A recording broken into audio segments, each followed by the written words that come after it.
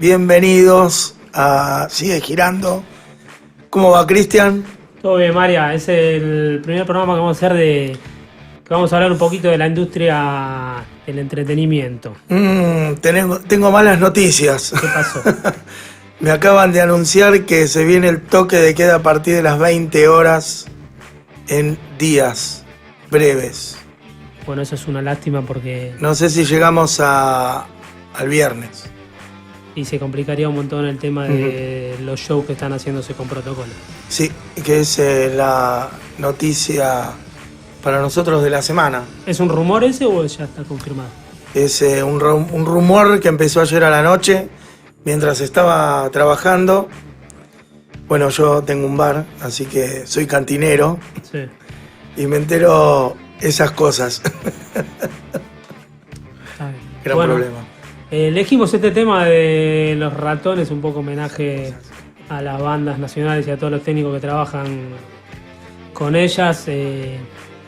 Una de las mejores bandas del rock nacional y de las que mejores suena, que es el operador de sonido Toby, un amigo nuestro de la casa. El Coloí Telemann es el monitorista, así que un saludo para ellos. Bueno, empecemos a rodar. ¿Cómo va, Leo? Acá en la operación. ¿Cómo andan? Está Cisco desde Uruguay, también Cisco que nos va a hacer la segunda ahí para alguna info que tenga ya desde Uruguay y de Argentina. Así que un saludo para él también. Y bueno, vamos arrancando. Y vamos a tener una linda entrevista con un referente de la industria que es el Tano Ale Bertoli, que es un honor que haya decidido estar en el primer programa, ¿no? Sí, un referente en la industria brasilera también. En la industria de toda América. Pero es muy difícil Brasil. Eso le vamos a preguntar. ¿En qué sentido? No hay muchos argentinos que hayan dominado allá. En el ámbito de la música no. Ni siquiera en el fútbol, te digo. Mira, ni en el fútbol. Sí, hay pocos. Pero bueno, sí. La verdad que es un... ¿Y Tevez tampoco? Por eso sí, pero algunos sí, pero este sería como un Tevez entonces. Es un Tevez. Claro. Ponele.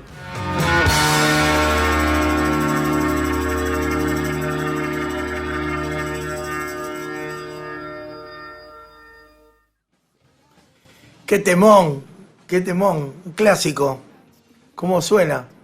Que me gusta ese groove, viste, el sonido ese que tiene este tema de Deep Purple, es muy ochentoso. Es del 84. 84, sí, claro. De medio de los 80. El 85 es un año bisagra para mí, para la música. ¿Por qué? No sé si porque empecé el primer año. No, pero vieron grandes discos, el Buenos Aires Rock and Pop, acá marcó creo que un inicio en todo eso. Y bueno, y es el disco donde Deep Purple se separa del sonido de los 70. Es fuerte. Para mí Deep Purple es valvular, acá no. Acá es distinto. Y te voy a decir una cosa, yo hice bastante show con Deep Purple en obras, en Cosquín Rock, y mismo todavía siguen siendo una banda muy de los 70 arriba del escenario. No tienen ni monitores, por ejemplo. ¿Ni monitores? No usan monitores, no usan ni NIAR. Tocan todo con el volumen de los equipos de guitarra, escuchan el equipo de bajo y un monitoreo Seyfield para el cantante, y con eso salen. Este tema era el regreso después de la separación. Claro. Esto es con Ian Gillan. Sí, pero post separación, post haber estado un tiempo separados. Claro, después de Coverdale. Sí, un video bárbaro donde se encuentran en el estudio, está buenísimo. Eso hay que verlo. Qué groso. Es una gran banda Deep Purple. Y por ejemplo, eso me llama la atención, que eran solo 3 mezclas de monitoreo para toda la banda. ¿Y eso? Pero ¿cómo termina saliendo? ¿Bien? Sí, salía perfecto. Para otros sería un desastre. No, por eso después ves un montón de bandas que tienen tantas mezclas de de INEAR, de monitores de piso por todos lados, y te ves esta, que es una de las mejores bandas de la historia, y son 3 mezclas. O sea, era Zyfield y monitor del tecladista y monitor del baterista, nada más. Una consola analógica. Y después en el escenario no es bola, ¿cómo? Porque un escenario no, va a quedar más limpio. Gigante. Va a quedar más limpio que nunca porque no va a haber tantos monitores sumando voces o cosas que no deberían salir. Y entonces, que no deberían, ¿no? Que podrían estar saliendo y no están contaminando el escenario. Entonces esa parafernalia en realidad te la complica. No, son decisiones de cada artista de cómo quiere escucharse. Eso es lo que me había comentado el monitorista, que es un tipo grande, es que él cuando entró a la banda tenían 23 mezclas de monitores y te estoy hablando, no sé, en el 90, no sé en qué año, y él la redujo a 3, a un Zyfield y a 2 mezclas para el baterista y el tecladista. Qué groso. Hay gente que si no tiene el monitor no sube al escenario de un pub. Claro, perfecto, sí, tal cual. Che, ¿hay algunas noticias? Venimos de una semana caldeada. ¿Qué pasa? Y en principio la reducción de horarios en todo. Obra suspendió. Cristian Marchot tenía tres eventos. Creo que Obras, el Mandarin Park, Arena Movistar, y eso es un problema para toda la gente que está laburando alrededor, ¿no? Totalmente. Que es lo que nos incumbe a nosotros, que son casi compañeros de toda la vida, toda la gente que conocemos. Y ahora si se viene el cierre a las 20 horas, va a ser peor. Y ahí va a ser casi imposible, creo que... ¿Todo esto se previno? No sé. ¿Qué vas? Así que, bueno, no sé, vamos a ver qué depara todo esto. Es una situación muy compleja, es entendible, pero... Bueno. No, es una pena por toda la gente. Por ejemplo, en el Teatro Ópera están haciendo un montón de shows de Ciro, de Laberizo. Bueno, tenemos una cartelera larguísima, pero esperemos que sigan, por lo menos, que se puedan acomodar los horarios, ¿no? Bueno, en los 70 se tocaba a las 5 de la tarde. Sí. Y bueno, pero hay que ver cómo ahora acomodarlo con esta realidad. Es una locura. De los trabajos. Uh-huh. Así que, bueno, y tenemos invitado hoy. Ahora vamos a hablar con Ale Bertoli, que es un referente de la industria, ya dijimos, tiene un currículum extensísimo. Acá en Argentina laburó con Miguel Mateos, con Fito Páez, con Charly García, con Baglietto Virus, Fabi Cantilo. Ya con eso, no sé. Y ya hay bastante. También trabajaba mucho en México con Caifanes, Maná. Y en Brasil con bandas importantísimas como Paralamas, que es la banda ícono brasilera sería, ¿no? Uh-huh. Después volvió a la Argentina y laburó mucho con Fabi Cantilo y en un montón de festivales. Y acá que después quiero hablar un ratito con él, El Café de los Maestros, que fue una película... El DVD. Un DVD, ¿no? Que Santa Olalla. Está buenísimo.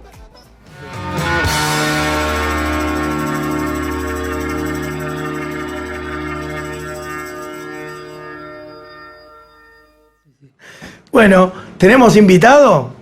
Estoy acá. ¿Cómo les va? Buenas noches. ¿Cómo andas, Ale? Todo bien. Che, es un honor que nos hayas aceptado participar del programa, ¿eh? No, gracias a ustedes por hacerme participar de esto. ¿Cómo venís, che? De trabajo y cómo ves la situación. De salud vengo bárbaro. Salud, sí. Gracias a Dios. Bueno, es lo importante. Y de trabajo en la lucha. Está difícil, muy complicado. ¿Cómo ves la actualidad el tema de los protocolos y todos los shows los que se quieren hacer y los que se tienen que suspender? Y la verdad te digo sinceramente, se trabajó durante mucho tiempo con los protocolos y es un porcentaje muy alto donde los protocolos no se cumplen. Y el rubro nuestro específicamente, digamos la parte musical, es difícil de cumplir con el distanciamiento, por la operativa que tenemos nosotros para laburar. La parte de arriba del escenario, arriba del escenario te referís. Sí, me refiero a armado de sonido, luces, video y arriba del escenario. Sí. El distanciamiento es muy complicado, pero así todo, no hay control de los protocolos y en la mayoría de los lugares no se cumplen los protocolos. Entonces se hace difícil y complicado el laburo. ¿Qué tal, Pero- Ale? ¿Cómo estás? ¿Qué tal? Soy ¿Cómo te Mariano. ¿De qué constan los protocolos? No te escuché, discúlpame. ¿De qué constan los protocolos para los shows? Los protocolos que se armaron en un principio el año pasado constaban de un montón de requisitos que hay que cumplir, como sanitizar los equipos, mantener la distancia social, estar con barbijo, mantener el alcohol constantemente, lavarte las manos, evitar el contacto de una persona con la otra, el asistente con el músico, gente en los camarines o gente en el escenario que no esté cumpliendo una función específica, y no se están cumpliendo esas cosas. Hay lugares donde sí hay exigencias de que cuando entras te hacen cumplir con el alcohol, pero en la gran mayoría de los lugares no existe eso. No existe, y hay infinidad de relatos de pibes que son laburantes, asistentes de stage, de sonido y luces, donde no se cumplen esas normas. Entonces, si no te cuidas vos, no, estás en riesgo todo el tiempo. Y eso es complicado, y eso genera, sobre todo en esta última época, me refiero el comienzo de este año, donde empezó a reactivarse un poco más el rubro nuestro, ¿no? Sí, hubo un relajamiento al principio de año y ahora como que se volvió a apretar un poco el cinturón. Pero yo estuve yendo a hacer algunos shows al Coliseo y sé, por ejemplo, de ahí se trataban de intentar tomar los distanciamientos en cuanto al público y hacer lo mejor posible, pero es como decís vos, en un momento es muy complicado en la parte operativa. Sí, yo creo que la parte operativa, el rubro nuestro es el más complicado de todo. Porque si vos tenés que sacar un móvil de adentro de un ámbil, no tenés 1,5 metros con la otra persona ni a palos. Si vos tenés que sacar la tapa de un amplificador de guitarra, no tenés 1,5 metros de distancia ni a palos, ¿entendés? Cuando tenés que entregar una guitarra o recibir una guitarra del músico, no tenés 1,5 metros. Sí, tampoco. Entonces, lo que pasa es que tampoco nos estaríamos como centrando mucho en nuestra actividad y, por ejemplo, en un colectivo tampoco tendrías esa distancia con el que está al lado, sentado. No está, ni en los colectivos, ni en los trenes, Es algo general, ni en la claro. calle. Ni en la calle. Ni en la calle. Ni en la calle. Ni en la calle. Vos caminás por la calle y vas a un negocio o a un supermercado y tenés 1 o 2 personas que entran y la fila que hay en la calle no respeta el 1,5 metros. Sí. ¿Y cómo la ves vos? El gran problema, ¿sabes cuál es? Somos nosotros, la sociedad. Que no queremos respetar nada, queremos hacer lo que se nos ocurra, dependiendo de la situación que esté cada uno, ¿no? Hay gente que está en situaciones muy precarias y hay gente que está muy bien, que tiene trabajo, cobra un sueldo o tiene la posibilidad de quedarse en su casa porque tiene una posibilidad económica de bancarse estar en casa. Hay mucha gente que no puede estar en casa y tiene que salir a laburar, a buscar el mango. Entonces, la historia de quedarse en casa es complicada y yo creo que a esta altura de cómo estamos, quedarse en casa es la solución siempre y cuando que vos puedas subsistir para quedarte en casa. Si no, es imposible. Hablemos un poquito de tu carrera. Que acá tengo una reseña breve que me pasaron. Arrancaste con varios artistas nacionales. Arranqué en el 82. ¿Cuál fue el primer show? ¿Dónde? Mirá, el primer show fue con una banda de rock sinfónico que se llamaba Omnium, que era un grupo que ensayaba en La Boca. Y tocamos en el Teatro Margarita Girwood. ¿Y ahí qué se suponía que vos hacías? ¿Vos eras amigo de la banda o te fueron a buscar? ¿Vos ya trabajabas? ¿Cómo no, sería? Es loquísimo. Un compañero de mi hermano, al cual le llevo 18 meses, de la escuela primaria, me conectó en San Cristóbal y me dijo: estoy trabajando con un grupo en La Boca y están necesitando gente para armar los instrumentos. ¿No claro, te porque era copás? una orquesta sinfónica. Necesitaban un montón. Yo ya había tenido una pequeña experiencia en el año 79. Con unos amigos fuimos a Villa Gesell y ahí conocí a Rocky, porque Rocky trabajaba con el Tano Piero. Entonces el Tano Piero en el año 79 estaba haciendo un ciclo de conciertos en Villa Gesell en el Club Español. Y nosotros fuimos 2 fines de semana. Y ahí fue mi primer trabajo, digamos. Pero extraoficial, ayudé a armar y desarmar, subir las escaleras, sonido y luces, instrumentos. Y ahí Rocky me sacó el teléfono. Y te llaman ahora para estar en el Cirgu. Después, muchos años después. No, eso fue, digamos, el comienzo en el año 79 y después nunca más tuve contacto con la música hasta que este compañero de la escuela primaria de mi hermano me llamó en el 82 y me llevó a trabajar con este grupo. ¿Y cómo era el Cirgu en ese momento? Era increíble. Entré a una sala de ensayo donde el tecladista tenía 7 teclados, un piano CP70, la batería tenía 8 tones, 2 bombos. Era monstruoso. En una banda eran 4 músicos, pero parecían 12. Che, y había monitoreo, porque Deep Purple no usa. No, era muy loco, porque el tecladista, que era como el dueño de la banda, tenía la conecta con Yamaha. Entonces todo era Yamaha, eran todos los teclados Yamaha, las columnas que habían de PA, que eran 2 columnas de cada lado, eran Yamaha, y había una mesa de monitores de, no sé, creo que tenía 8 canales, 4 canales. Bueno, Yamaha, pero estaban súper Yamaha. equipados. Súper equipados. Sí, súper equipados. Increíblemente súper equipados. Y de ahí te contactaron como para hacer algo más profesional, ¿quiénes? No, ahí conocí a Baracus. Ah. Hablemos, Baracus es también otro asistente. Baracus es otro gran asistente de era el asistente de guitarras de Cerati, para que. Spinetta. Sí. Y ahí me conecté con Baracus y empecé la relación con Baracus, y a partir de la buena relación con Baracus, Baracus se conecta con Miguel Abuelo tomando el colectivo 93, volviendo a su casa, y empezamos a trabajar con Los Abuelos de la Nada, que era el comienzo de Los Abuelos. Antes de su primer disco, hacíamos programas de televisión, sala de ensayo. Una super banda ya era eso. ¿Y vos estuviste en los orígenes de la reunión esa de Los Abuelos de la Nada? Entonces. Sí. Cuando apenas volvía Miguel. Miguel volvió en el año 81.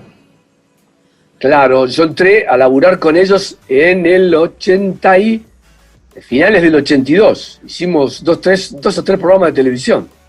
Íbamos a la sala. ¿Ibas a la sala en la calle de Santiago del Estero? Mira, la verdad, te soy sincero, no me acuerdo dónde ensayaban los pibes. Porque según Zamalea decía, un día íbamos caminando, Zamalea vivía arriba de mi casa, sí, o yo debajo de la de él, porque él se fue a vivir en los años 80 ahí. Y me dice, che, acá ensayaban Los Abuelos de la Nada. Y después me encontré con Quique Bornati en Yerba Buena y en Tucumán, y me dice, sí, yo era el dueño de la sala. Y bueno, ahí está. Mirá, a la vuelta de mi casa. Y capaz que era ahí, Ale, seguro. Ahí. Y Quique tocaba con Pedro y Pablo, claro, en los 83, 84. Y con Punch. Y ya eran los Abuelos de la Nada con Calamaro, Cachorro López, Basterrica, sí, Miguel. Era esa banda. Claro. Una de las mejores bandas que hubo en Argentina. Mucho swing ahí. ¿Y ahí cómo empezó toda la maquinaria? Y ahí me vuelvo a conectar con el señor Roque Quintana, y el Roque Quintana me llama un día y me dice, che, hay una banda nueva que se llama SAS que no tiene técnicos, y están grabando en los estudios Music Hall. También un poco de suerte. Y saliste de Los Abuelos y metiste en SAS. O él le dio suerte a ellos. O puede ser, claro. Puede ser, porque fueron de las 2 bandas más exitosas de los 80. Sí, y ahí empecé a laburar con SAS, que era en los estudios Music Hall, estaban grabando Huevos, y fueron 45 noches, de las 10 de la noche a las 6 de la mañana, armando y desarmando todos los instrumentos, y ahí me enganché con con los Mateos y lo llamé a Baracus. En el 83 hicimos el primer show en un pub en Lanús. Nunca me voy a olvidar porque era el día de mi cumpleaños. El 3 de junio fue mi primer show con Mateos. ¿Te acordás el pub? No me acuerdo. Te hago una pregunta, ¿y cambió mucho la dinámica de tu trabajo desde los 80 hasta lo que haces ahora? Porque yo lo miro desde la parte de lo que hago yo, que es de sonido, y sí, el tema de sonido evolucionó un montón. Pero lo que es la parte de escenario, que las bandas básicamente es básicamente similar. No sé qué opinás. Sí, cambió muchísimo, porque cuando nosotros empezamos en el 82, en el 83, era todo analógico, no existía lo digital. Uh-huh. El DX7 empezó en el 86, finales del 85. Sí. Entonces, nada, vos conectabas input, output y se acababa toda la historia. Y el auge fuerte del rock argentino fue después del 82 de las Malvinas. Sí. Entonces, el furor fuerte de las bandas empezó en el 83, 84 y 85.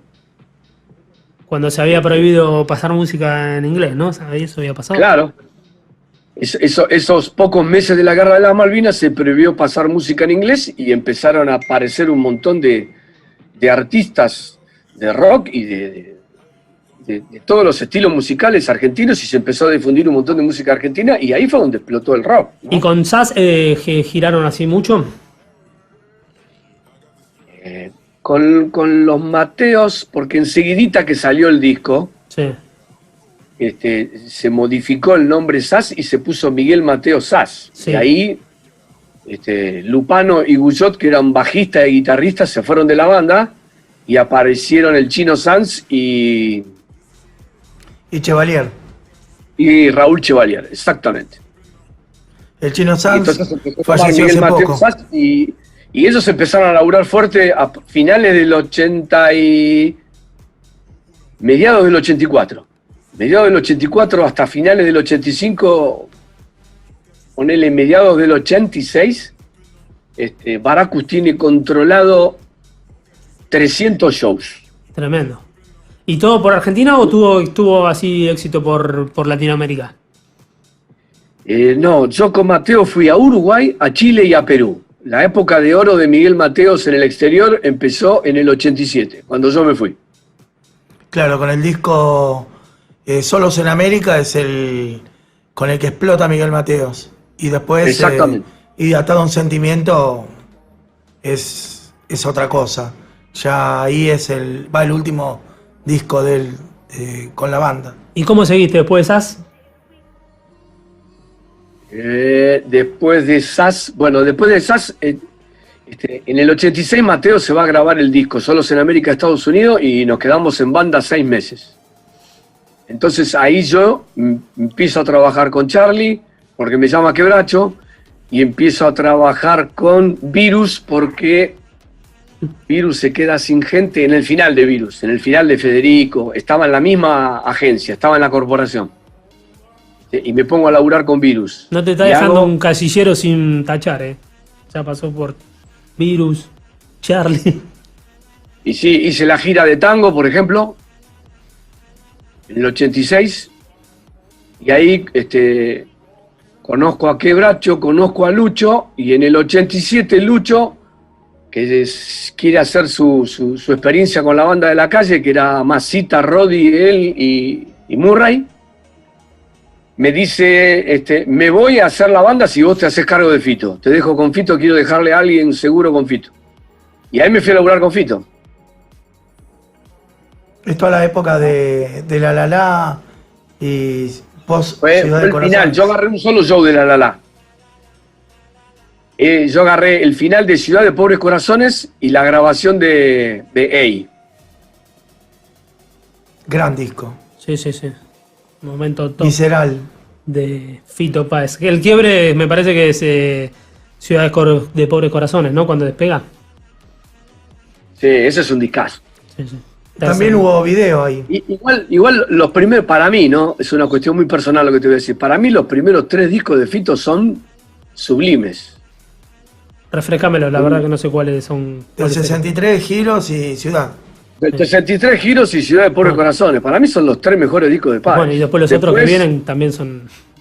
Después está Tercer Mundo, El amor después del amor, ¿no? Está Tercer Mundo, está Ey, y después viene El amor después del amor. También son buenos. Sí, viene del 63, Giros, Ciudad, Ey, Tercer Mundo, que hay un... ¿Y cómo fue que después llegaste a Brasil? Estábamos hablando de eso, que es muy difícil para un argentino capaz que meterse ahí en Brasil a laburar de esto, ¿no? Hace un ratito ustedes estaban hablando de algo muy importante que mucha gente no lo tiene en cuenta. Sí. A partir del Festival de la Rock and Pop en el 86, Daniel Greenbank empieza a generar un aluvión de artistas internacionales. Y empieza a cambiar toda la estructura de laburo, ¿entendés? Sí. Llega la era digital y empiezan a llegar los gringos. Y los que laburábamos en el rubro, que ya se empezó a masificar, los comienzos de los 80 todavía seguía siendo un club de amigos, los técnicos, sí, donde todos laburábamos, armábamos sonido, luces, cargábamos, descargábamos. A partir del 85 ya se empieza a generar, ya era el aluvión de Soda Stereo, entonces ya se empiezan a generar estructuras de laburo. Ya empiezan a aparecer lo que se llamaba el jefe de escenario, ya empieza a aparecer un manager de producción, y cuando llegan los gringos empezamos a incorporar estructuras de los gringos, que acá no existían porque no había nivel de producción para hacer eso. Uno de los primeros grupos en los 70 y en los comienzos de los 80, los grupos que más producción tenían eran Almendra, Serú Girán, Charly García, Luis Alberto Spinetta. Claro. Y después aparece Soda Stereo con una estructura ya de banda importante. Soda Stereo fue uno de los primeros grupos argentinos que cada músico tenía su asistente. Estamos hablando de mediados de los 80. Soda empezó en el 83, 84. Sí, tocaban en el lawn tenis. Tocaban en todos los circuitos de pub que se generaron a partir del 83, 84, 85. Y en todos esos circuitos de pub iban con todos esos circuitos de pub iban con el crew completo, así, con cada uno con su asistente, todo igual. Que como cuando después fueron en esa época tenían 2 en el escenario nada más. Cuando ellos empezaron a tener más estructura y empezaron a trabajar más, que ya le empezaron a pegar, digamos, que empezaron a salir al Gran Buenos Aires, discotecas en el interior, ya tenían una estructura, tenían 3 asistentes, cada uno tenía su asistente. Marcelo Angiolini dejó de ser el stage manager y pasó a ser el manager de producción, salían con monitoreo, salían con taberna en PA, Alanis hacía monitores. Le mandamos un saludo a Alanis, a Angiolini, que lo vi la semana pasada que hicimos un trabajo con Paul, y a Angiolini. También 2 o 3 referentes importantes. Ale, el rock nacional en esa época era como muy under para lo que vos estás diciendo en relación a Soda Stereo. Era como... Sí. Ellos... Yo te cuento una anécdota que marca un montón de cosas, pero te la digo ahora. Yo en ese momento no me daba cuenta. Y lo hice por una cuestión de que la verdad que estábamos cansados de tanto laburo con Baracus. Pero Mateos fue el primer grupo que incorporó y llevó a todos los shows 3 pibes de carga. Que lo único que hacían eran cargar y descargar. Y Baracus y yo armábamos el escenario. Y iban a todos los shows, tocábamos en un pub, tocábamos en un estadio y venían en el camión, viajaban con nosotros. ¿Y cómo surgió eso, por ejemplo? Porque en un comienzo sería lo lógico, era que el asistente se llevaba a los equipos, y después ¿cómo surgió que la necesidad de un personal de carga? Porque empezamos a trabajar mucho y empezábamos a tener 3 shows por fin de semana, viernes, sábado y domingo, viernes, sábado y domingo, viernes, sábado y domingo, y era cargar el sonido de Fandini o las luces de Fernández, ir a la sala de Mateos en Liniers, y teníamos que cargar, descargar, armar y armar, y desarmar, ¿entendés? Y encima cuando terminábamos el último show el domingo con Baracus, llegábamos a las 6 de la mañana y nosotros le armábamos la sala de ensayo a Miguel para que estuviera ensayando toda la semana. Miguel ensayaba mucho. Entonces fuimos a hacer un show a Jeva del Centro, en Bartolomé Mitre. Sí. Y lo llamé al manager en ese momento y le dije, Willy, estoy llamando a 3 pibes de carga para que vengan acá porque hay 3 pisos de escalera y yo no pienso subir un solo ámbil por esta escalera. Y así fue. Y se quedaron los pibes, porque obviamente vinieron el Garra, el Mormón y otro pibe más, y los incorporamos. Con Baraco dijimos, estos pibes se quedan con nosotros. Era el Garra, uno de los chicos. Era el Garra y el Mormón. Famosos uruguayos. Que muchos me endilgan que soy su padre, el inventor, y me torturan con eso. Bueno, el Garra es también otro histórico, ¿qué sería? Pañolero, ¿no? De lo que era rock and pop. El Garra empezó cargando y se convirtió en un excelente laburante de campo. Ajá. Y aparte, en una época en que también, cuando yo empecé a laburar con la rock and pop del 86 hasta el 90, que laburábamos con Néstor Rasquia y con Paul Tosser, dos grosísimos también,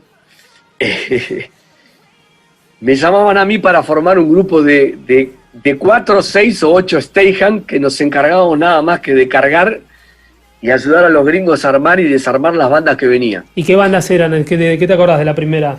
¿Quiénes? Y mirá, me acuerdo de, qué sé yo, Los Ramones, Prince, Bowie, un concierto increíble en obras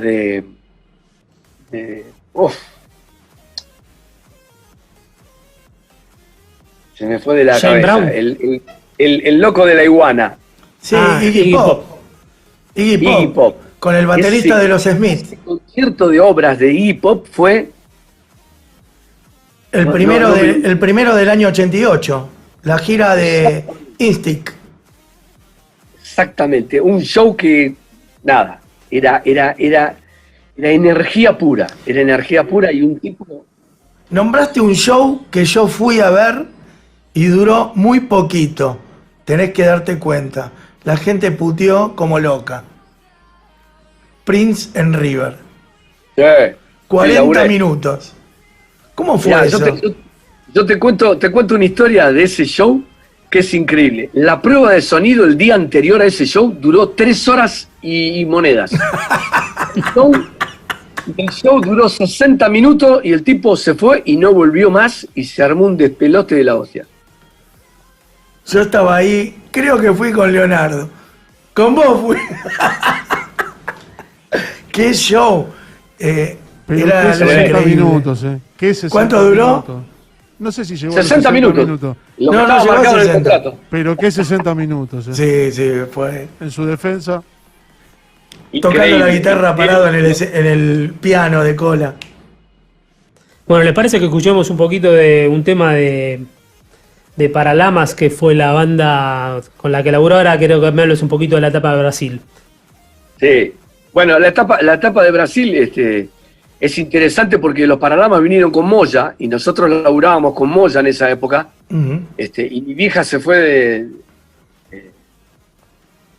desde muchos años antes que yo empiece a laburar a vivir a Brasil. Entonces yo había ido a Brasil por mi cuenta para ver a mi vieja y curtir un poco Brasil y entendía bastante de portugués. Entonces cuando venían los Paralamas al principio y yo estaba disponible, laburaba mucho con los Paralamas. Y ahí me empecé a conectar con los Paralamas.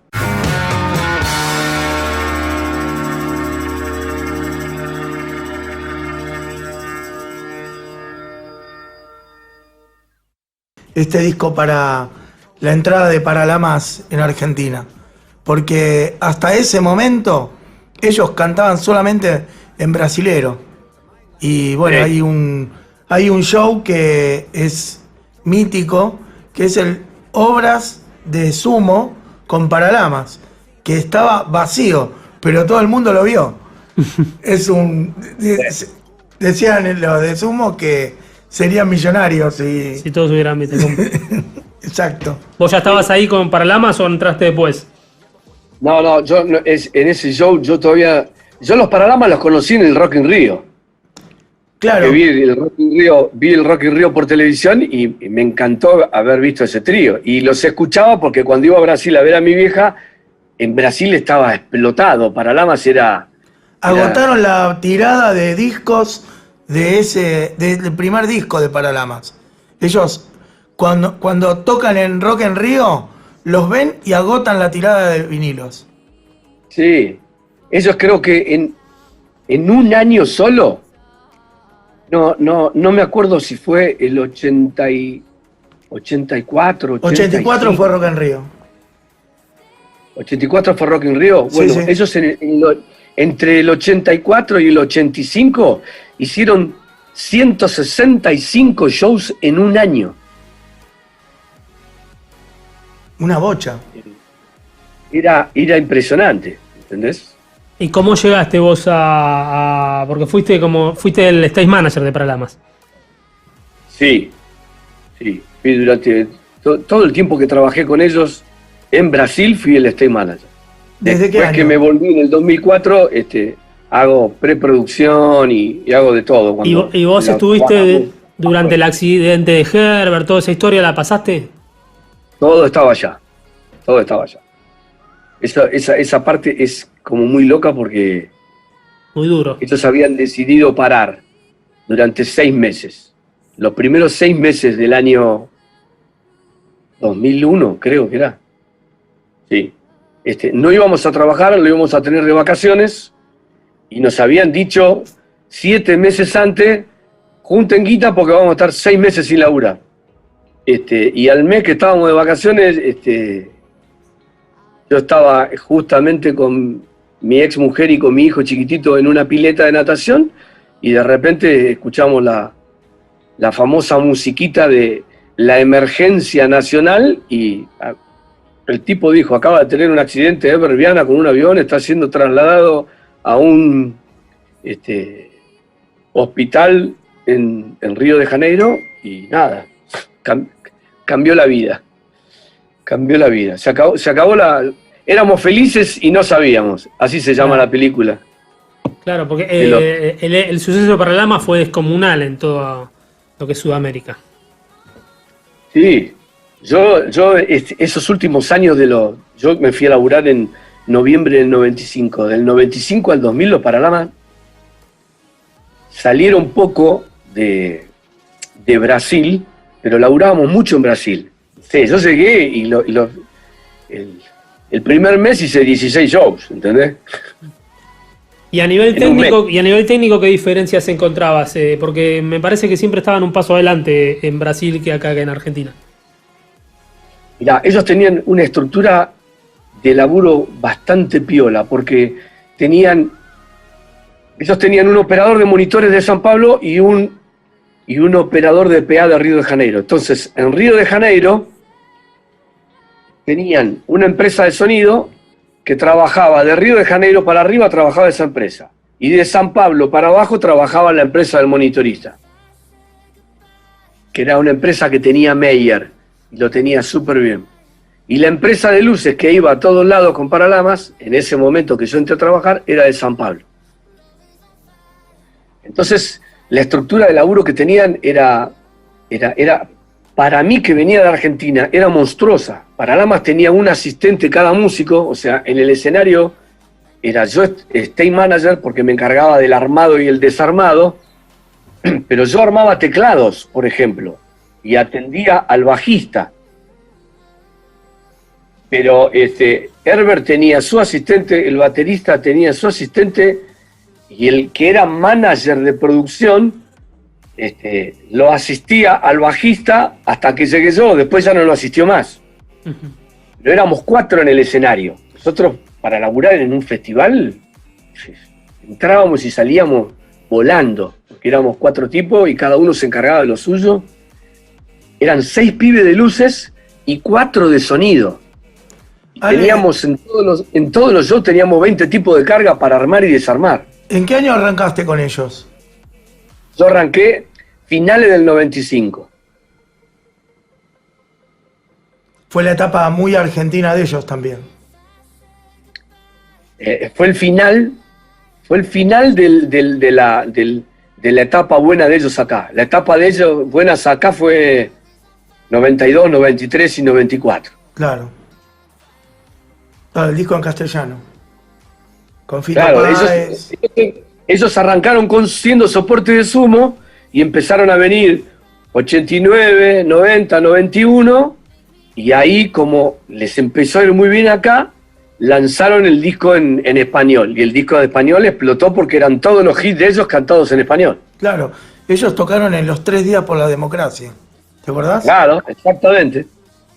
Exactamente. Y después del accidente de Herbert, ahí ya empezaste como a alejarte un poco, porque imagino que también habrá dejado de laburar mucho la banda. No, ahí mirá lo que son las cosas de la vida. Me vine a trabajar con una productora a la Argentina en una cuestión de logística del Campeonato Mundial Sub-21 que se hizo en Argentina en ese año. Que fue el 2001. Sí. Y ya justo cuando Lucho Garuti, otro hermano de la vida y otro referente del rubro de escenario, me hizo la conecta para que labure con los Cadillacs. Y justo cuando estalló el corralito, que teníamos un mes lleno de laburo, me llamaron de Brasil otra vez para laburar con una banda que en ese momento era muy grosa, que se llamaba Charlie Brown Jr., que eran unos pibes de Santos que la habían repegado porque hacían un hard rock mezclado con rap y recomiendo que escuchen esa banda. No la conocíamos porque de hecho la estábamos... No, será Carliños Brown, decíamos. Charlie Brown Jr., una banda tremenda, era un cuarteto arriba del escenario que era una planadora, te mataban. Pero ahí fui a laburar como manager de producción, ahí tenía que lidiar con todo, con sonido, con luces, con todo. Y laburé un año. Y después empezaste a volver para acá, ¿cómo fue? Y después empezaron los ensayos para volver para Lamas y me incorporé a los ensayos y laburaba con las dos bandas. ¿Y cómo es Brasil? ¿Cómo es Brasil? Charlie Brown, como era fanático de los Paralamas, me dijo, cuando salgan a laburar los Paralamas, vos andate a laburar con los Paralamas y nosotros nos arreglamos solo. Cuando vos no laburás con los Paralamas, venís a laburar con nosotros. Che, Ale, ¿cómo es Brasil en comparación con nosotros? En esa época Brasil estaba muy, muy arriba. ¿Cómo era? Y Brasil en ese momento también tenía el auge y la explosión del rock, ¿viste? Y había muchas bandas, algunas que eran bandas consagradas, pero Paralamas era como la referencia, ¿entendés? Paralamas para los brasileros es exactamente lo mismo que Charly García o Spinetta para nosotros. Y obviamente ellos son 220 millones de tipos y nosotros somos 40. Entonces nada, los Paralamas tocaban para 100.000 personas como la nada, ¿entendés? En la época de invierno ellos tienen las famosas ferias agropecuarias que existen en todo Brasil. Y en las ferias agropecuarias hubo shows donde había más de 100.000 personas viendo a los Paralamas, ¿entendés? Y los Paralamas tenían esa estructura. Claro. O sea, ellos llevaban sus sonidos, sus luces, y en estas ferias que ya había sonido y luces, nosotros lo único que hacíamos era bajaban los instrumentos. Pero para que te des una idea, los Paralamas tenían el equipo A de instrumentos, el equipo B, y en una época, a finales de los 90, teníamos el acústico. Entonces nosotros teníamos 3 backline diferentes, dependiendo de las distancias. Porque había hecho un MTV acústico Paralamas. El MTV acústico de los Paralamas, para mí personalmente, es el disco más grosso que hicieron los Paralamas. ¿Vos estuviste ahí en esa grabación? Estuve en esa grabación. Tremendo. Fueron 2 días que se grabó en vivo y el sonidista hoy actual de los Paralamas, que se llama Leo Garrido, le dieron un premio en Estados Unidos por la mejor sincro de audio-imagen de un DVD acústico. Habrá ganado tipo un Grammy, algo así de Tazal. Sí, ganaron un Grammy por eso. Claro. Y ya era. Y ahí te empezaste a codear un poquito con otro, también a otro avance de la tecnología, que más en Norteamérica. Y ya, los Paralamas, por ejemplo, Joan Barone con su batería tenía el endorsement de Tama. Entonces, modelo nuevo de Tama que salía, él lo tenía. ¿Entendés? Hoy en día creo que en su casa debe tener 7, 8 baterías. Sí. Y Herbert siempre fue un obsesivo por sus cosas. ¿Entendés? Entonces, por ejemplo, yo cuando arranqué con la banda, él tenía 2 Marshall y su rack en el medio. Y el rack de él tenía absolutamente todo doble, ¿entendés? Furman doble, los amplificadores Marshall a transistores dobles, por más que él usaba las cajas con los gabinetes al costado del amplificador, y llevaba una caja, o sea, él tenía 2 cajas con su JCM 800 y tenía otra caja más con su cabezal de repuesto. Herbert era una obsesión así increíble, ¿entendés? Doble pedalera, todo doble. Si se rompía algo, automáticamente sacabas y ponías lo otro. Sí, sí. Perfecto. Y la estructura de trabajo era una estructura de trabajo muy piola. Y a mí me llevaron porque yo justo encajaba en lo que ellos necesitaban. Ellos necesitaban un tipo que estuviera desde que se abría el camión hasta que se cerrara el camión. Se encargara de manejar a los tipos de carga, armara todo y desarmara todo. Y fuera el referente para la gente de sonido de ellos, para la gente de luz y para la gente de escenario. Está el gringo ahí. Yo era el gringo. ¿entendés? Ahí ya te fuiste a un trabajo un poco más de producción general, saliendo un poquito de lo que sería del escenario. Sumaste ese área. En realidad yo era el operativo. ¿Entendés? Es una estructura extraña la que tienen los brasileros. Los brasileros utilizan el stage manager en los festivales. ¿Entendés? Claro. Y las bandas tienen su director de palco. Que el director de palco es un stage manager, pero es como una especie de encargado de la banda. Deben ser todos cargos que como que fueron sacando del tema del zambódromo, de todo eso, de las escuelas de samba, ¿no? Sí, ellos recibieron, digamos, a los gringos mucho antes que nosotros, ¿entendés? Sí. Entonces, las bandas que podían tener una estructura trataban de copiar un poco los Paralamas eran referentes, sí, sí. ¿Entendés? Nosotros en los finales de los 90, que empezó el auge del rock y había muchos festivales, había muchos festivales importantes donde el sonido era de Gavizón. Y cuando llegábamos nosotros no probábamos sonido. Porque Gaví tenía consolas de monitores para cada una de las bandas importantes, cerraban y tenían 2 sets para las bandas que tocaban más temprano. Entonces nosotros teníamos nuestra mesa de monitores y nuestra mesa de PA, una banda antes ya disponible para trabajar. Entonces yo llegaba más temprano, me daban las tarimas que correspondían a la banda de Paralamas, se armaba el set de Paralamas y 2 horas antes se armaban los instrumentos, se microfoneaba y se chequeaban las líneas mientras estaba tocando otra banda. Entonces se sacaban las multipin de las tarimas, entrábamos el movimiento de nuestras tarimas, se conectaban las multipin y 1, 2, 3, 4 y salía la banda sonando y monitores y PA alineaban todo en el primer tema. Perfecto. Vamos a escuchar un temita, no sé, de un grupo que eligió Leo, que se llama Proyecto 33, que tiene que ver con vos también.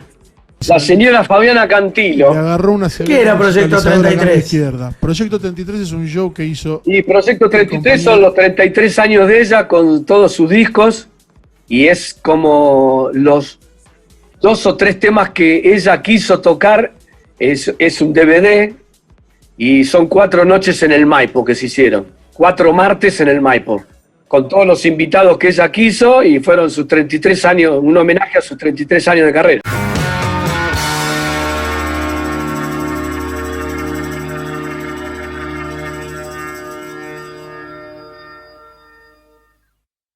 Bueno, muy buena la nota, estamos con el Tano Bertoli.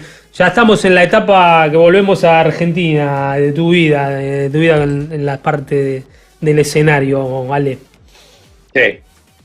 Y nada, qué sé yo. Yo lo que te quería preguntar, que creo que no fui claro, ¿qué diferencia ves de cómo se trabaja en Brasil, cómo se trabaja en Argentina? Los mercados son distintos, son, no sé, 200 millones, 40 millones, pero el profesionalismo, la dinámica, la estructura, ¿qué ves? ¿Cómo lo ves? ¿Qué diferencia hay?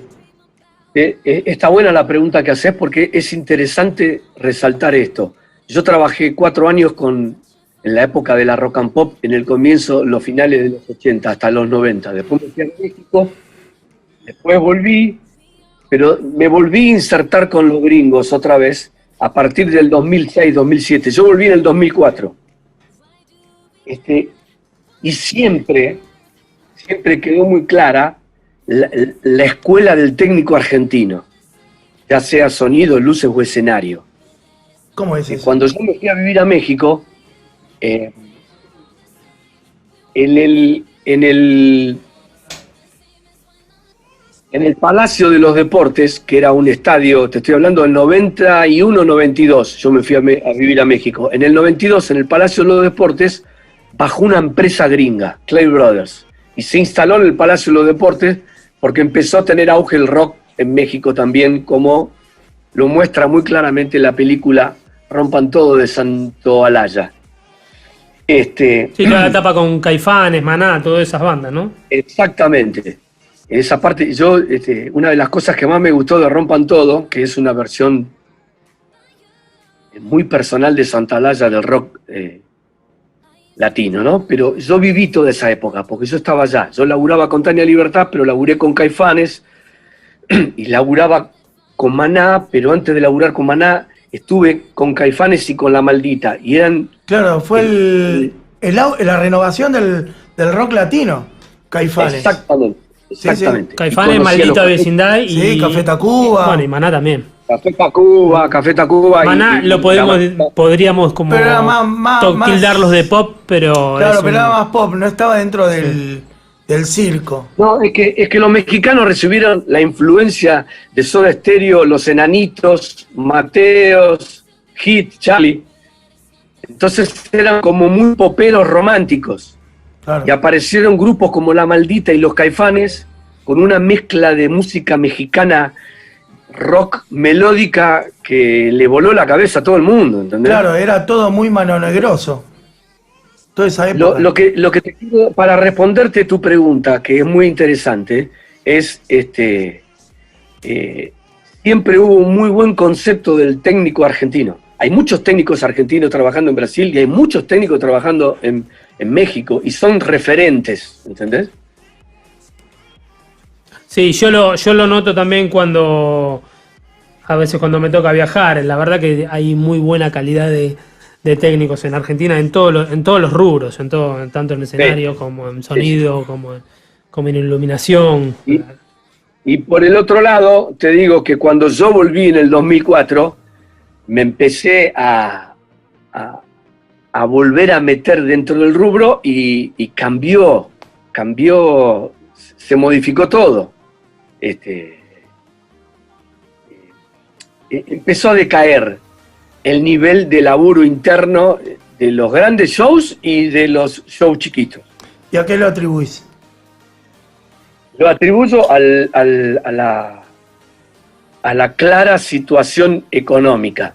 O sea, el nivel, decís, la cantidad... A la globalización, sí. Al bajar los costos, sí.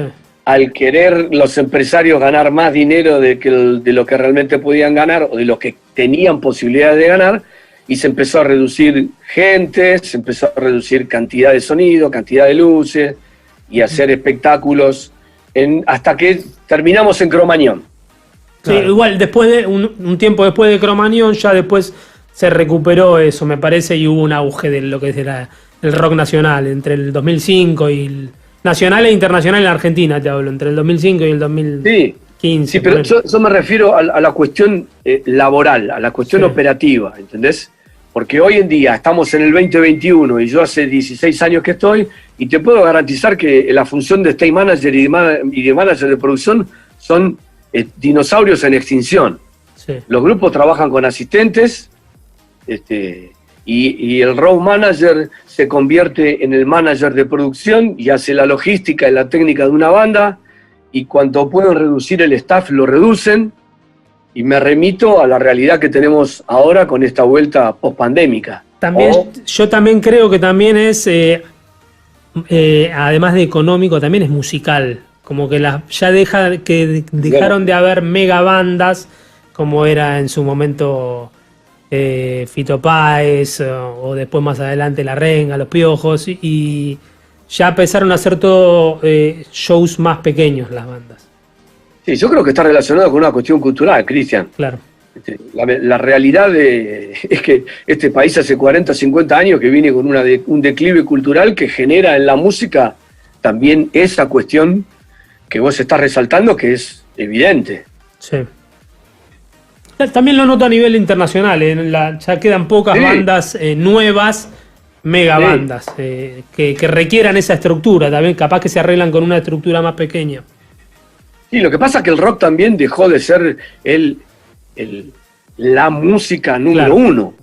Entonces, el éxito comercial. Eso también genera que los que nos hicimos en el rock sufrimos las consecuencias. Sí. Hoy en día en Brasil, yo fui en los 90, que era el furor del rock, y hace 15 años en Brasil, que el furor de la música brasilera es el sertanejo. El sertanejo es una mezcla de música country con brasilera, melódica, muy, muy de baja calidad, pero es el furor. Y salen con camiones, micro, estructura de la hostia. Sí, siempre tienen unas estructuras enormes. Sí, ellos tienen mucha más estructura que nosotros. Toda esa música baiana también, ¿no? También. Que nos sostiene. Sí. Toda la música baiana también es muy importante ahí. Esos son tan grandes, ¿entendés? Sí. Esos son tan grandes que tienen el circuito de San Pablo, el circuito de Río de Janeiro, el circuito de Salvador y la música baiana y la música axé. En Brasil hubo un músico que se llamó Ramiro Musoto, que es de Bahía, y que era baterista y percusionista, y que fue uno de los grandes precursores de lo que fue percusionista de Daniela Mercury, cuando Daniela Mercury en el 91 se hizo famosa con su primer disco a nivel mundial. Sí, es algo que no se pudo conseguir acá en Argentina, salvo en Córdoba un poco, que hay una plaza musical así muy importante, pero acá no se pudo como distribuir el tema de la música tanto como en Brasil o mismo en México. Acá tuvimos digamos, en el siglo pasado 40 años de tango muy fuerte que hasta se exportó. En los años 50 y 60 el folclore también fue muy fuerte con el Nuevo Cancionero. Sí. Yo tuve la suerte antes de trabajar con los rockeros, trabajé con el Chango Farías Gómez, que fue un tipo que me marcó musicalmente, pero me marcó también en esta cuestión de política y de conciencia de laburantes. Somos trabajadores nosotros, ¿no? Nos subimos arriba de un escenario para armar y desarmar una banda de rock, de folclore o de tango, pero somos trabajadores. Y hay muchos que no lo toman así, pero somos laburantes. ¿Entendés? ¿Estuviste en la época de MPA? Somos laburantes. ¿Estuviste en la época de MPA? ¿Con el Chango? Estuve en el comienzo de la MPA. Estuve en el comienzo de la MPA, cuando el Chango empezaba a hacer sus grandes reuniones con músicos, cuando Lito era un pendejo, con Peteco, pero era el comienzo. Él estaba armando ese proyecto de la MPA, y yo me fui, y el que se quedó fue un amigo mío, que es Rulo Juárez, que laburó como 20 años con Lito. Y hoy es state manager del CCK. Vamos a hacer una aclaración. El MPA, Música Popular Argentina, que era un movimiento de la proyección folclórica de los años 80. Sí, sí. Y el Chango, que era un visionario y mirá, yo siempre digo lo siguiente, tuve la oportunidad de laburar con él 2 años, pero el Chango Farías Gómez era el Charly García del folclore. Era un tipo... la MPA los buscó él a los músicos. Él los tomó, los formó, les dio la idea. El Chango era un grosso mal, pero muy, muy grosso, muy grosso. Ale, me quiero ir un poquito del folclore al tango. Contame la etapa del Café de los Maestros, también que eran tremendos músicos. El Café de los Maestros es un proyecto maravilloso de Santolaya. Y como en esa época mi queridísimo Garuti era el manager de producción y stage manager de Bajo Fondo, también se hizo cargo de ese proyecto. Pero cuando se iba de gira, yo me quedaba a cargo del Café de los Maestros. Y ahí estuve con Gustavito Huet, con Emiliano, saliendo de gira y nada. Salir de gira con esos tipos es salir con la selección. Claro, porque eran músicos que fueron mega exitosos en los 50, ¿no? Estamos hablando. Eran los grandes maestros por un lado, pero la orquesta era una orquesta de la hostia. ¿Entendés? Eran músicos de orquesta y de grandes bandas de tango. Era salir con la selección argentina de fútbol de gira. Era increíble. ¿Quiénes estaban? ¿Recordás? Maravillosa. ¿Recordás quiénes estaban, algunos de las estrellas? Y sí, estaba por ejemplo Suárez Paz, que no está más, falleció. Que tocó con Piazzolla. El primer violín. Cabarco era el contrabajo. En el piano estaba el maestro Calderón, estaba... Bafa. Y estaba... Algunos shows estuvo el maestro Mariano Mores, pero era parte del staff del Café de los Maestros. Y después estaba Díaz en la guitarra, estaba... un nivel musical altísimo. Un nivel musical que... Nada. Ibas a los ensayos, vos le ponías las partituras y venía el maestro, el director, hacía así en el piano, arrancamos, y hacían 1, 2, 3, 4, y sonaba un tango que te partía la cabeza, y los tipos lo estaban leyendo y lo estaban tocando, ¿entendés? Bueno. Pero no hacía falta ensayar. Esa fue una cosa que a mí me partió el bocho, ¿entendés? Después de tantos años de estar con los rockeros y ensayando, y de repente que se sientan 15 tipos y te tocan un tango que te hace poner la piel de gallina, era maravilloso. Y Suárez Paz con Piazzolla es tu match. Suárez Paz era... Estuve viendo un DVD hace poco de Piazzolla en el Festival de Montreux. Toca Suárez para Paz. Mí Piazzolla es otro tipo que me marcó. ¿Laburaste con él? No tuve la suerte de laburar con Piazzolla. ¿Lo conociste? Tampoco lo conocí porque mira, de chico en mi casa se escuchaba mucho Beatles, mucho Pink Floyd, mucho Genesis y se escuchaba mucho Piazzolla, Serrat. Entonces yo a Piazzolla lo tenía como una referencia de chico de lo que se escuchaba en mi casa. Claro. Y cuando me fui a vivir a Brasil por primera vez, yo me fui a vivir en el 80. Y un día, solo, porque mi mamá en ese momento no estaba, había viajado a Buenos Aires, me quedé solo 15 días, escuché, creo que Adiós Nonino en la radio, y me cayeron 10 lágrimas. 10 lágrimas porque dije, Buenos Aires. Es verdad, Piazzolla te refleja Buenos Aires, el Buenos Aires de los 50, de los 60, de los 70. Por acá me hace mi compañero Lucas Espangaro una pregunta que es muy, muy interesante hacerte. Sabemos que sos bastante calentón y él quiere saber cuál fue la mejor calentura arriba de un escenario. Sí, soy muy calentón. Y tengo muchas. Pero, por ejemplo, me acuerdo una que fue con la gira de Sabina y Serrat. Una gira de Sabina y Serrat que fue en el 2012, que fue una gira muy grande. Fueron 32 shows en 2 meses.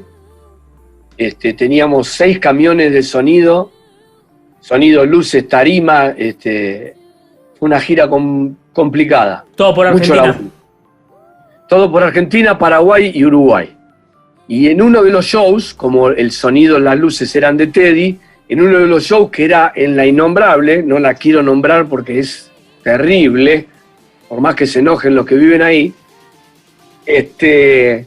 teníamos muchos problemas con el escenario porque se tocaba en el Club Liniers, Sí. en la cancha de fútbol, y teníamos que agarrar el backwall y transformar un piso en el backwall para hacer un camino para que se cruzaran Sabine y Serrat de un lado al otro del escenario porque no tenían espacio por atrás del escenario.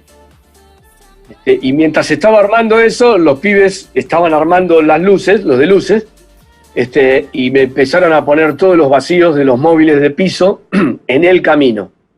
Y me agarró un ataque de furia que los recagué a puteadas, y hasta los españoles me vinieron a calmar. Pero fue un ataque tremendo. Pero, digo, tengo un montón de agarradas. En Brasil tengo varias. Acá tengo estoy leyendo un par de mensajitos. A ver, me pregunta Hernán Nupieri de Villa del Parque cómo estaba Pipo Chipolati en ese show. Hernán Nupieri, un maestro, un grosso. Uno de los grosos de nuestro rubro. Aunque a él no le gusta que le digan grosso, pero es un grosso. Sí, va a ser uno de los próximos invitados seguramente. Y mirá, Pipo estaba muy bien en este show de 33, porque ya había pasado, pero tengo una historia. Qué raro, increíble. dice Toby. El primer show que hago con Mateos al interior es un festival en Tucumán en el 83, y en el micro que iba el dúo Fantasía, Miguel Mateo Sass y los Twists. Y los Twists era la primer salida al interior que tenían. Y fue increíble. Paramos en un momento dado porque no sé qué problema hubo en el micro y se fueron a un costado entre medio de unos árboles y jugaban ahí como si fueran niños. Fabi, Pipo, Melingo. Polo Corbera. La década del 80 fue una década realmente maravillosa para el que la vivió, porque fue la explosión del rock, la explosión de sexo, drogas y rock and roll y la explosión de un montón de cosas. Entonces, nada, los que vivimos esa época estamos tocados con una varita mágica. Bueno, sabemos que también tienen un chat así de todos los técnicos de escenario. Y sí. ¿Cómo ves a las nuevas generaciones? ¿O tenés algún tipo de influencia sobre ellos? ¿Te escuchan? No sé si creo que ahora me escuchan un poco más a partir de la creación del chat con la pandemia, ¿no? Uh-huh. Que llegamos a tener 240 chicos en el chat y hoy tenemos creo que 160. Y las camadas nuevas tienen otra estructura diferente a la nuestra. Hoy en día se trabaja que el asistente es asistente, está la gente de carga, el de sonido es sonido, el de luces es luces, el de video es video, y hay momentos donde hasta parece que hablaran idiomas diferentes. Y es una cosa que tenemos que tratar de desterrarla, porque en los 80 éramos un club donde nos conocíamos todos y donde todos ayudábamos a hacer todo. ¿Qué pasó en Paraguay? Me pregunta Toby, ¿qué pasó en Paraguay el día de la lluvia? Toby Sound Peralta. Toby Sound Peralta. Toby. ¿Qué pasó en Paraguay el día de la lluvia? Compara Lamas. No sé, dice que cuenta el día de la lluvia en Paraguay en Paralamas. Bueno, esa fue una historia en el 87. Hay que ver cómo estaba Toby ese día. No sé cómo estaba Toby, pero yo te cuento una historia de Paraguay, Paralamas. Era un festival que se llamaba San Bernardín. Y yo estaba con Páez, con Lucho Garuti.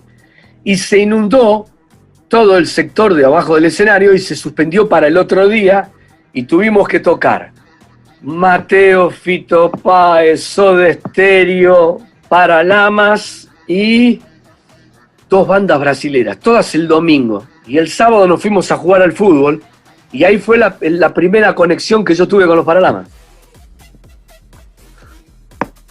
Yo te quiero preguntar algo. Sí. Viendo que tu recorrido es muy, muy amplio. Hasta la explosión de los 90 del recambio del rock generacional, sí, que fue a nivel continental, muy importante. Argentina desde los mediados de los 80, que empezó con los viajes a México y abrir fronteras, hubo toda una seguidilla así de bandas que se iban y tocaban los Pericos. Hoy no se nota eso. No hay. Yo no veo tanta presencia, tanto dominio de rock argentino en Latinoamérica. Bueno, pero te tenés que ir a otro género, te tenés que ir al... Pero fíjate que, por ejemplo, hay bandas uruguayas que tienen suceso acá y tienen furor acá, y en los 80 las bandas argentinas eran muy solicitadas en Uruguay y en el resto de Latinoamérica. Las bandas de los 80 marcaron tendencia. Marcaron tendencia a nivel rock latino muy, pero muy fuerte. Pero lo que yo te da... El rock no está fuerte. Hoy en día no está fuerte el rock, y el nivel cultural no. Pero si te vas a otro género, que él dice que no hablando del rock, pero te vas al género del trap, el trap argentino es muy influyente a nivel Latinoamérica. Sí, es verdad, sí. Estaríamos hablando como que son las bandas de los 80, se estaría en ese área, me parece. Sí, puede ser que el trap en este momento, los artistas de trap argentinos estén marcando tendencia en Sudamérica. Sí, porque aparte... ¿Trabajaste con trap? Van a otros países y tienen un éxito tremendo. Trabajé muy poco. La verdad, te soy sincero, no es una música que me atraiga. ¿Por qué?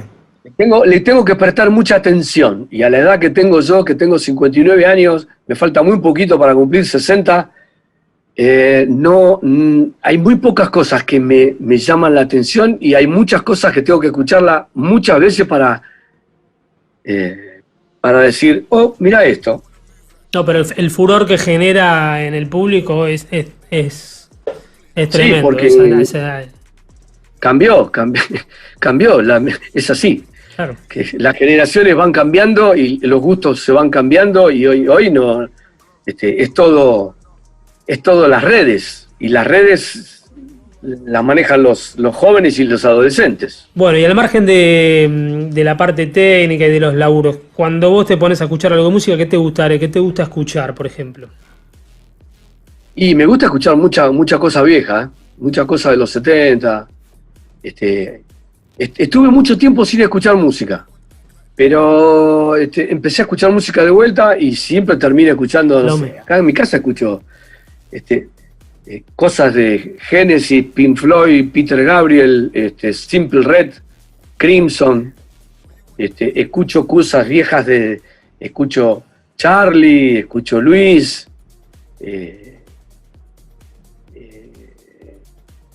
escucho Sabina, poco, porque como trabajé bastante, pero antes lo escuchaba mucho.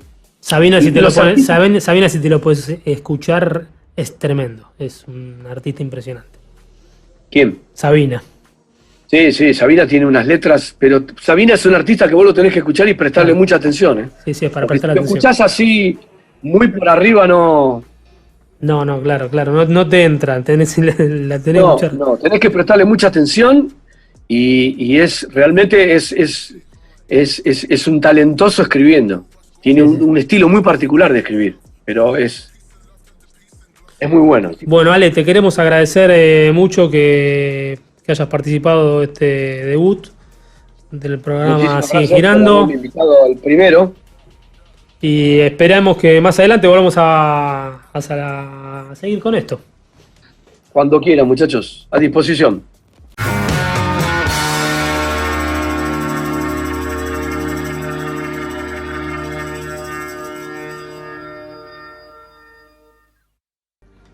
Bueno, seguimos. Ya estamos entrando al final. Estamos muy cerquita. Estamos a 15 minutos del cierre. ¿Está Cisco ahí al aire desde Uruguay? ¿Lo escuchamos? Estoy. ¿Qué hace Cisco?